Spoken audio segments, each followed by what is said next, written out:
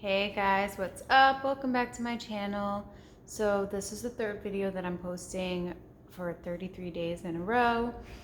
It is day 2 of my juice fast that I'm doing for the 33 days. And today I'm going to talk to you about the benefits of juice fasting and then the downsides of juice fasting. And these might not all apply to you. Maybe they do. But, well, I think all the benefits pretty much apply to everyone, but the downsides maybe don't apply to you. They kind of depend on life circumstances. That being said, I hope that you will subscribe to my channel and give this video a thumbs up if you find value in it. And follow me on Instagram also because I like Instagram a lot more than YouTube, and I post just more frequently. You get a little bit more of a glimpse into my personal life and just the day-to-day of my juice fast, whereas here I think I'm just more so doing this to keep myself accountable and hopefully inspire some people to try a juice fast also. So with that being said, I'm just going to dive right into the benefits of juice fasting. And when I say juice fasting, the benefits of juice fasting are much different from the benefits of just juicing in general. You know, like having a celery juice in the morning, like the craze that's going on right now. When you're juice fasting, you are only consuming juice. Some people consume tea. Some people consume coffee still, which I really recommend not doing because the point is to restore homeostasis in your body and heal. I mean, for most people or some people, that's the point. Some people are just doing it for weight loss, I suppose, continuing drinking coffee, whatever. But I recommend not having caffeine, period, because it really screws with your body. Maybe I'll do a video on that. That's not what we're here to talk about today. So anyway, you're only consuming juice, maybe some herbal teas with no caffeine, preferably. But even so, the main thing is only consuming liquids and, nothing added, no like sugars or sweeteners or whatever. You're just having natural fruits and vegetables with the fiber removed. And so the reason that this is so beneficial is that when you're eating whole foods, your body is using so much of its energy to digest. Eating like the standard American diet of processed foods and lots of refined flours and sugars and fried foods and oils and butters and animal products, you can use up to 70% of your body's energy digesting. And it's funny because a lot of people say like that they get insomnia juicing, but it's not insomnia. It's just like not feeling like a sloth and not realizing that that's not how you're supposed to feel. But anyway, I'll get into that when I get into the downsides. So anyhow, when you remove all the fiber from your food, you essentially don't have to do any of the digesting. You just get to absorb the nutrients from the juice. Which brings me to point 2? No, I know it's 2, but I mean, like, I don't know what word to use. Okay, so when you are juice fasting, you are flooding your body with nutrients. I mean, your average person does not eat, like an entire bag of carrots, 5 heads of celery, like 10 bundles of kale, 10 lemons, a bundle of cilantro, a bundle of dill, a bundle of dandelion greens, 10 apples, whatever it might be. Your average person's not eating all that a day. Granted, if you're a raw vegan, you might be. I almost feel like sometimes I consume more greens when I'm eating salads than when I'm juicing because I just eat a lot of greens when I have salads. But lately I haven't been doing that because I don't feel like making them, because by the time my son goes to sleep, I'm tired. So I just eat fruit or cooked food like I was for a little while there. But anyway, so your average person never is going to get this amount of nutrition, and you're getting it so easily absorbed by the body. It's just, your body's going to be flooded with nutrition. Even if you're having like the least nutritionally dense fruits and vegetables, it's still more than you're normally consuming for the average person, for the majority of people. So that being said, then it's also so easy to absorb. Your digestion gets a break, and that's when healing happens. So that's, combining the second amazing thing with the first. Now, somebody asked me a question that kind of is what sparked this topic, and I'm going to cover that right here. So, as a raw vegan, I really like eating food in its most natural state. And this person said to me, well, you're so passionate about that, about eating food in the way that it was designed to be consumed, but you're also really passionate about juicing. So I'm just curious, what's your experience? Why are you so passionate about juicing? So when I think of juicing and juice fasting in particular, what I think is that we are not living our most natural lives. We're not living the way that nature intended us to. We are living in boxes, and we are busy, and we are not able to rest, and we are constantly moving, and we're constantly stressing, and we are constantly busy, busy, busy, because we are not in a tribe. We're not in a village, and we don't have help to do everything. I mean, some people do. Some people have big families or kids that are older, but I don't. And this is not about, like Anavi's dad. He is very helpful, but I have Anavi the majority of the time, and I have to be on my A game. So I can't fast. And fasting is really a vital part of human health. It is a normal part. We were not meant to always have food at our fingertips. If we didn't have food, we would fast. And not only that, but I have a strong inclination, and I don't know this for sure, but I have a strong inclination that we just naturally fast. I mean, when I'm really listening to my body, I usually go at least 18 hours without eating when I'm listening to my body, which doesn't happen very often because once I start eating, I just tend to keep eating until I go to bed. But I still will then eat much later in the day because you are not hungry. You just don't need to eat so much so often. We should not always be eating. But fasting is just insanely beneficial, and it is not doable in our normal lives that we are living, our unnatural lives that nature did not intend for us. Luckily, our human brains can come up with ways to kind of cheat the system, and that's what juice fasting is to me. It's the closest thing to actual fasting that you can do and still continue your life. Yes, it takes much longer to detox or heal because you are still consuming foods, but you also are getting all of these nutrients that you wouldn't otherwise be getting, and you're still able to continue with your daily life. So for me, this is the closest thing to fasting that I could do. My instinct when I have a lot of healing to do is to fast. I would normally have done a water fast probably 4 or 5 times since Anavi's been born, but I can't do that. So I'm just gonna do a juice fast, and I did one for 10 days before, but it was really challenging because I was having somebody else make my juice, and I don't think I was drinking enough, and it was just not working out. But I'm committed to this time, and Anavi's dad is helping me to make sure that I have the time to make juice every day. And all that aside, I just can't really do all the fun cleansing and experimenting type things that I really love doing while I'm breastfeeding and while I have to be on my A game because I'm a mom and I want to be there for my son.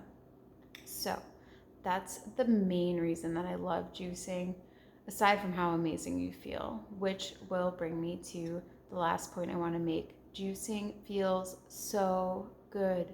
I just feel like a better, brighter, happier, kinder, more compassionate human being. I want to sing all day and I want to be in the sun, and I feel more inclined to just be out in nature and move my body in natural ways versus go to the gym.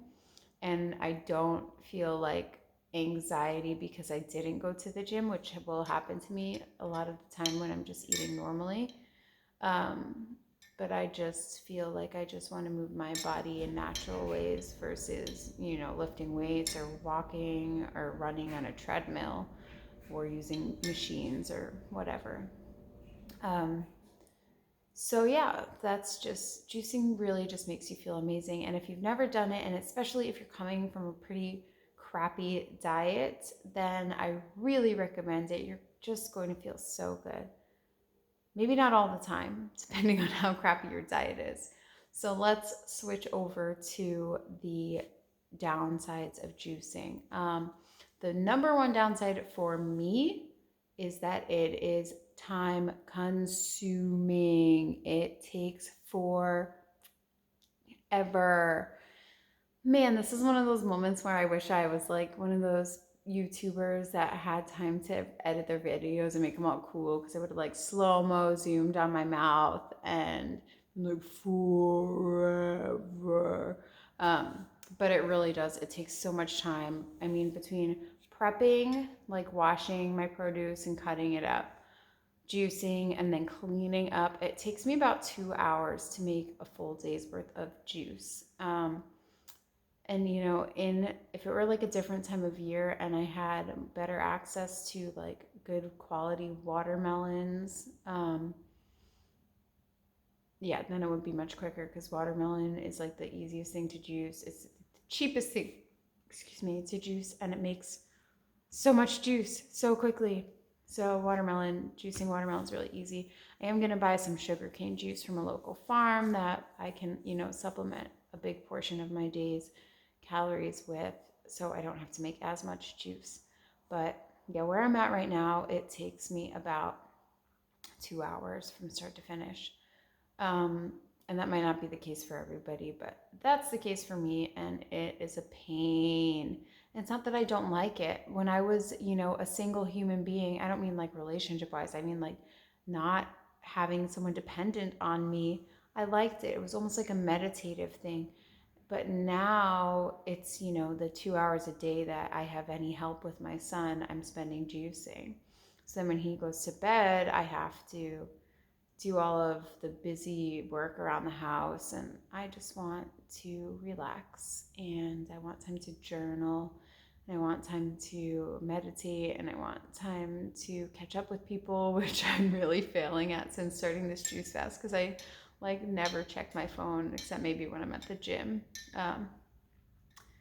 But anyway, so that's the number one thing that I don't like about juicing, is that it takes a lot of time. Another thing is that you may experience juice detox symptoms depending on how toxic your lifestyle was before juicing. It's very likely that you will experience detox symptoms. God, life is just so different when you're breastfeeding. But I used to really embrace detox symptoms. I'm like, yes, I'm getting this crap out of my body. And I encourage you to have that attitude. Breastfeeding, it's a little bit different, because any toxins I'm releasing can also be in my breast milk. And I don't want a Navi to have to be consuming that, because then he has to rid himself of that also. It's not so bad because he's not exclusively breastfeeding now, but I still don't want him to have that extra, struggle. But the good thing is that when I'm juicing, I'm not consuming any cooked processed crap like I have been for a little while. So he's not getting that through his breast milk either. So I don't know which is worse, like detox toxins or like Indian food toxins, or Chipotle toxins. Yeah. So anyway, juicing can be expensive. That's number 3. Juicing can definitely be expensive, especially if you're not somebody that has been buying lots and lots of produce for years and knowing kind of how to do it, it can be very expensive. That being said, if when you're not juicing, you're anything like me, who was using like food delivery apps almost every day for the past 3 months, it's not as expensive as that.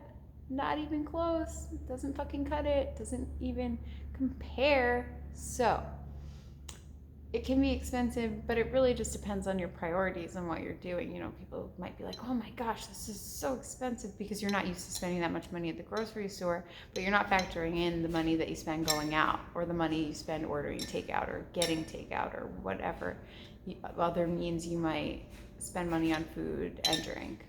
So, yeah, it being expensive could be a downside for some people. So let's see those detox symptoms: time consuming, expensive. You have to pee a lot. You have to pee a lot. Number 4. That goes away depending on how long you juice fast for. I think I remember it being maybe about a week and a half. My longest juice fast that it stopped being that I had to pee all the time. Ideally, I would stop drinking juice earlier and not get up to pee, but it just doesn't happen that way. Yeah, I think like once I start drinking my juice for the day, it feels like I pee like at least once an hour. So that is number 4. Number 5, you are cold. And I live in Florida, man, and I am cold. And it's funny because like I kind of, since being raw vegan, have been the type of person that other people think is always cold, but not nearly as cold as when I'm juice fasting, man. I am cold. And actually, since having an Navi and breastfeeding, I've been less cold than normal, usually, but not when juice fasting. I'm freaking cold. Really, really cold. Another downside that you might have is just social situations are harder, because it might be really challenging, especially in the beginning, to be around people eating food, especially foods with like strong smells. I actually quit juice fasting like 45 times in the past year because of like being around other people, and they were eating raw vegan food, so it was like even harder. I know that sounds silly, but like when pizza's not an option for me, being around someone eating pizza is not that hard, because I would never eat pizza. So things like that. So yeah, social situations are really challenging. And then just fighting cravings, man. It's hard. Or if you're like a parent that has to make food for other people, that's hard. Even me, like giving a Navi anything is hard, because we are addicted to chewing.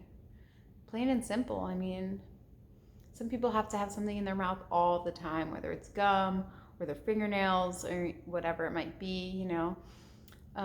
So yeah, it's hard feeding a Navi anything really. Even his smoothies, like bananas and dates and cinnamon, that sounds so good right now. But I got my poop juice.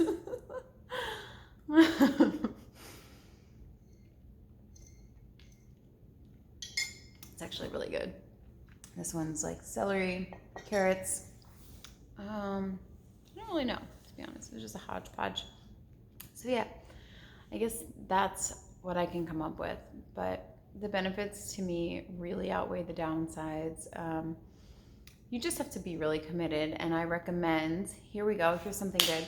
Tips to make it easier. That should be its own video, because people would be searching for that. Sorry, stay tuned. Maybe tomorrow. We'll see. If there's anything that you want me to talk about, let me know. Otherwise, I'm going to go enjoy my juice and talk to some people that I need to catch up with. Yeah, subscribe to my channel. Check me out on Instagram, Raw Conscious Mama. And I got nothing. Bye.